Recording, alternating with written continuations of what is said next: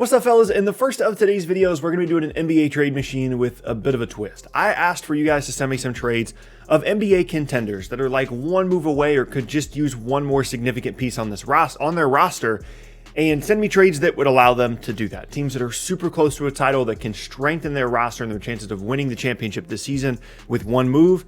And you guys sent me some really interesting trades, and that's what we're going to be taking a look at in today's video. But quickly before we get started, if you're new here, what's up? My name is Tucker. I upload NBA stuff on this channel just like this every single day, twice a day. So if you're looking for the most consistent NBA content on YouTube, you found it. You can also leave a like rating on the video as well. Helps me out a ton. Lets me know that you're enjoying the content and helps get it out to more people on YouTube. And you can check me out at various socials at the bottom of the screen. Those are in a link tree down in the description below. With those things said, let's go and take a look at the trades. And the first one is from Cho. What's up, Cho?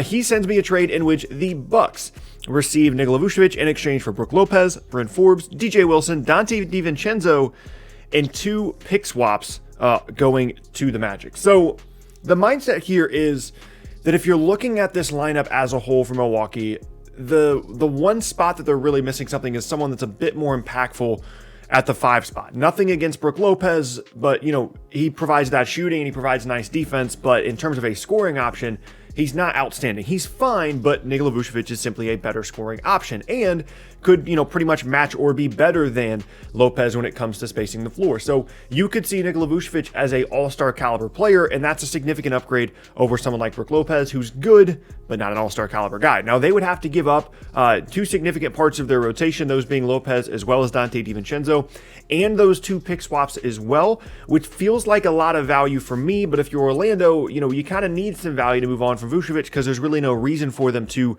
right now unless they want to begin some type of rebuild. And in that scenario, they would want some kind of young compensation here, and that's what they're getting with DiVincenzo and those 2 future pick swaps. If I'm Milwaukee, I don't see a ton of reason to make a move like this. I think their roster's fine. I would rather keep DiVincenzo because their options on the wing beyond him are not great, and I don't believe it's a significant enough upgrade from Lopez to Vucevic as a complementary option, which is what Vucevic would be, to give up someone like DiVincenzo that is really significant to their roster.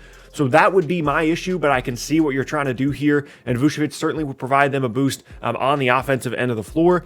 But I would rather have Lopez defensively, and then I'd rather have the extra wing as well as DiVincenzo. If I'm Orlando, it kind of depends on what I see as the future of this team. I definitely think that they need to do some kind of rebuild here, considering the injuries to this roster this year. Their season is over anyway. So if I'm Orlando, I'm definitely taking a look at this one. But if I'm Milwaukee, I'm saying no. But I appreciate you sending it in. Next up now is from Lou Goat Dort. He says that the Philadelphia 76ers would receive Kyle Lowry in exchange for Danny Green, Mike Scott, Terrence Ferguson, and 2 future first-round picks. Now, the mindset here, of course, is that Philadelphia, for the longest time, has needed a really high-quality perimeter player. Not Ben Simmons, who's this weird combo guard big guy, not Joel Embiid, who can play on the perimeter, but is, the best big guy in the league, probably outside of Anthony Davis, and you can have that argument if you want to, but they need like a true perimeter guard. They had it at one point in Jimmy Butler, and that was arguably the most successful run that they've had with this group. And so you bring in someone like Kyle Lowry that not only fits that, but also is a significant expiring contract where you can re-sign him at the end of the year or potentially open up some cap space stuff for you at the end of the season. Now, in exchange, you're sending away Danny Green, Mike Scott, not that relevant. Terrence Ferguson isn't super relevant either. Danny Green does play for them, but of course, Kyle Lowry fits right into that spot for them. And then the 2 future firsts, which if you're Philadelphia, it's not the end of the world to start giving away future firsts at this point to try and really push for a title, because I think the league is generally wide open. There are some really good teams, but I think that Philly has about as good a chance as any team, especially in the East, to make a run at this thing this year. And, giving up late first-round picks really isn't that big of a deal for them. You still have Lowry, you have Simmons, you have Embiid, you've got some of the other younger guys on the roster as well. Tobias Harris is playing super well. And you go forward with this group. They've been looking for, that extra player on this roster that's going to be really good for them. And Kyle Lowry could be that guy. I like that fit. And if I'm Toronto, this just depends. Again, it's similar to the Magic thing. It depends on how I see the future of my team. If I think that this is kind of a lost season for Toronto, then yeah, I'll take the extra first for someone like Kyle Lowry that might end up leaving at the end of the year anyway, or I might not be super motivated to retain anyway. So if I'm Toronto, if I'm thinking this season is lost anyway, I'm taking this. And if I'm Philly, I'm probably taking it as well. And I appreciate you sending it in, man. Thank you. Next up now is a monster of a trade from We have the Philadelphia 76ers once again receiving Kyle Lowry, this time also getting Wayne Ellington and Alec Burks as well. The Raptors getting Tyrese Maxey and 4 firsts. The Knicks getting Gary Harris and Furkan Korkmaz. The Pistons getting Terrence Ferguson in 2 seconds. And the Nuggets getting Danny Green and Mike Scott. Okay. So Philly, we already talked about, why they would be getting Kyle Lowry here. Wayne Ellington can provide them shooting. Alec Burks can do some things. The Raptors are getting a ton of picks here in exchange for Kyle Lowry, and they're getting Tyrese Maxey, who could be a nice young player here. The Knicks are getting Gary Harris in exchange for a first-round pick and Alec Burks, okay. And they're getting Korkmaz as well. That's pretty good value. The Pistons are here because Wayne Ellington needs to go to Philly, I guess. And then Denver is getting Danny Green, Mike Scott in a second. So here are my issues. One, Toronto's getting a ton of value for Kyle Lowry. In my opinion, too much value. Kyle Lowry is a good player, but on an expiring contract, the Raptors are getting Maxey and 4 first-round picks in exchange for Kyle Lowry. That doesn't make a ton of sense to me. And the Nuggets are giving up Gary Harris, who isn't necessarily a great player, but he's fine, in exchange for Danny Green, Mike Scott in a second. I don't really see what the benefit is for them there. And then Philly, they're getting Kyle Lowry just like the one beforehand, but they're giving up more picks. Now, in your explanation, it says, the Nuggets get to clear up some cap space to potentially go after someone in the offseason because they give up the Gary Harris contract. So that could make sense, but the Nuggets are good this year, or at least they've been trending up. So this is actively making their team worse, in my opinion, but maybe they're still, in kind of a long play mode because they are still such a young team. I don't really understand why Detroit's here. I mean, they're getting 2 seconds and I guess a good young player or someone that could be something in Terrence Ferguson. And they're sending out Wayne Ellington. It feels like there's maybe too many teams in this trade. It feels like, Lowry to Philly was what you were going for. The Raptors getting something for Lowry in exchange, and then the Nuggets doing some things here as well. But it feels like maybe there's too many teams in this trade. But I appreciate you sending it in regardless. And the last up now is a trade from Mac. He says that the Pelicans would be getting Bradley Beal in a second. The Celtics would be getting Lonzo Ball and Josh Hart, and the Wizards would be getting JJ Redick, Carson Edwards, Jackson Hayes, and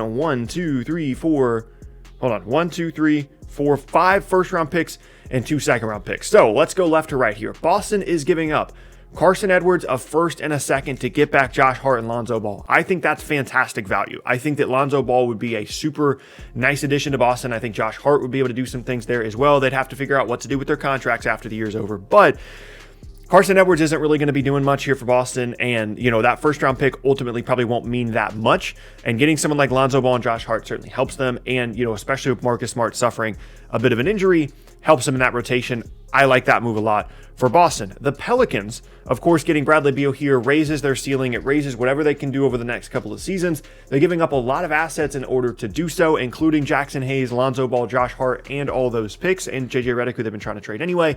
But Bradley Beal is a huge get for New Orleans if they were able to get him. And then they kind of have to figure out, what's going to happen in terms of him potentially re-signing down the road. And then Washington gets a ton of picks and Jackson Hayes, basically, unless you're really excited about Carson Edwards. You get a ton of picks, Jackson Hayes and Carson Edwards, and that's why there's so many picks involved here, because from a player standpoint, that's not super exciting. So the contender here, I guess, would be Boston. That's the team we're talking about here in terms of the Contenders edition. And again, I really like Boston acquiring these two guys. I don't know if New Orleans would be super excited about this. I know they're looking to move Lonzo Ball and JJ Redick potentially, but I don't know if they're quite ready for a level up move like this of Bradley Beal. I think they're definitely an interesting team in the Bradley Beal sweepstakes potentially, but I'm not sure that they're ready to cash in on all these picks. If Bradley Beal was signed for a couple more years, if this was a year or two down the road and they, had developed some of their younger players a little bit more, I think they'd consider it. And for Washington even, I think that it's possible they could get a better deal than this from a different team whenever they do decide to eventually move on from Beal. So for Boston, I think it makes sense. For the other two teams, not so much. But I appreciate you guys sending these in. Thank you guys so much to everybody that sent these trades in. This is one of my favorite series that we do on the channel, and I appreciate every trade that everybody sent in, for real. Thank you guys. With all those things said, though, that is going to be the end of today's video, and I thank you all very much for watching. As I said in the beginning, my name is Tucker. If you enjoyed content like this, you can check out more like it with the boxes on screen as well as of the channel as a whole. You can sub to the channel, you can like the videos, and you have that description link down there that has every single social media that I have. With all those things said, hope you guys have an awesome rest of your day, and I will see you all next time.